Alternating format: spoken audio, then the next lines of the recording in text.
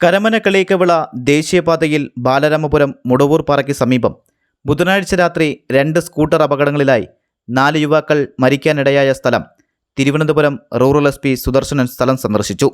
തിരക്കേറിയ ബാലരാമപുരം മുതൽ മുടവൂർ പാറ വരെയുള്ള സ്ഥലങ്ങളിൽ തെരുവുവിളക്കുകൾ പ്രകാശിക്കാത്തതും റോഡ് വശത്തെ അനധികൃതമായി പാർക്കിങ്ങും, തിരക്കേറിയ ബാലരാമപുരം മുതൽ മുടവൂർ പാറ വരെയുള്ള സ്ഥലങ്ങളിൽ തെരുവുവിളക്കുകൾ പ്രകാശിക്കാത്തതും റോഡ് വശത്തെ അനധികൃതമായിട്ടുള്ള പാർക്കിങ്ങും, ഡിവൈഡറിൽ സ്ഥാപിച്ചിട്ടുള്ള റിഫ്ലക്റ്റുകൾ വ്യക്തമല്ലാത്തതും അപകടങ്ങൾക്ക് കാരണമാകുന്നുവെന്ന് മോട്ടോർ വാഹന വകുപ്പും കണ്ടെത്തി.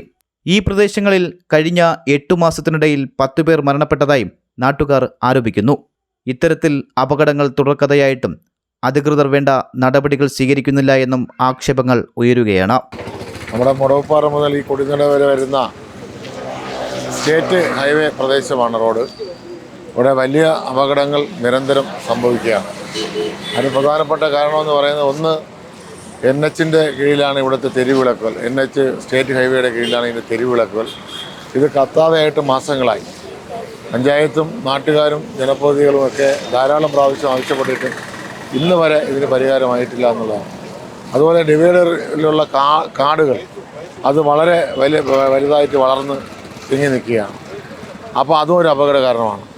പിന്നെ ഈ സിഗ്നൽ കഴിഞ്ഞ് വരുന്ന വലിയ അമിതമായ വേഗത, അത് ഈ ഭാഗത്തെത്തിക്കുമ്പോൾ ഓവർടേക്കിംഗ് വേഗതയും വർദ്ധിക്കുന്നു. സൈഡിലുള്ള അനധികൃതമായ പാർക്കിംഗ്, അവിടെ വെച്ചാണ് ഈ വാഹനങ്ങൾ തമ്മിൽ ഇടിച്ച് തകരുന്നതും ദാരുണമായ മരണങ്ങളുമൊക്കെ സംഭവിക്കുന്നു.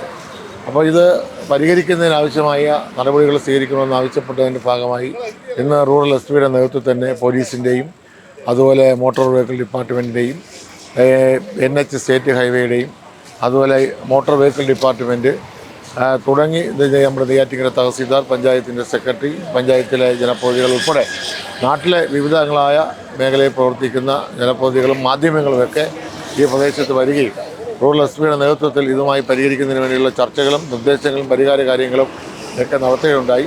നെയ്യാറ്റിൻകര DSP, അതുപോലെ തന്നെ ബാലരാമപുരം SHO, നരുവാമൂട് SHO, അതുപോലെ 2 സ്റ്റേഷനുകളുടെയും പോലീസ് ഉദ്യോഗസ്ഥർ, അങ്ങനെ വിവിധ വകുപ്പുകളെല്ലാം ഇന്ന് ഉണർന്ന് പ്രവർത്തിക്കുന്നതിന് വേണ്ടിയുള്ള ഒരുപാട് നിർദ്ദേശങ്ങൾ ഇവിടെ നിന്ന് ജനങ്ങളിൽ നിന്ന് സ്വീകരിച്ച് പോയിട്ടുണ്ട്. ഒരു വലിയ പ്രത്യാശയോടുകൂടി ഇനിയെങ്കിലും ഇവിടെ നടക്കുന്ന അപകടങ്ങൾക്കൊരു ശമനം ഉണ്ടാകുമെന്ന് ഞങ്ങൾ പ്രതീക്ഷിക്കുകയാണ്. GTV news, Balaramapuram.